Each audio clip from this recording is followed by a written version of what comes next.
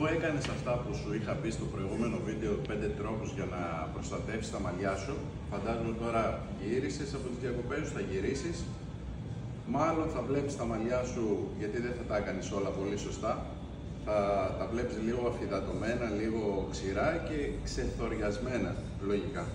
Επομένως, αυτό που πρέπει να κάνουμε για να τα επαναφέρουμε είναι να κάνουμε μία μάσκα βαθιάς ενυδάτωσης ή ακόμη καλύτερα θεραπεία που είναι πιο ενυδατική. Να κόψουμε λίγο τις άκρες σου, μην τις λιπάσαι. Αν είσαι ξανθιά και είχες ένα πολύ ωραίο καθαρό ξανθό, τώρα θα έχει γίνει ακόμη καλύτερο, φαντάζομαι. Γιατί αυτό που δίνει ο ήλιος και η θάλασσα είναι ό,τι καλύτερο σε ξάνοιγμα. Λίγο πρόσεξε τη διατροφή σου, λίγο πρωτεΐνες, μέταλλα, να τρως πιο σωστά και μην τα πιέσεις, ακόμη ο καιρός κρατάει. Δεν χρειάζεται να κάνουμε σίδερο, μασχές κτλ.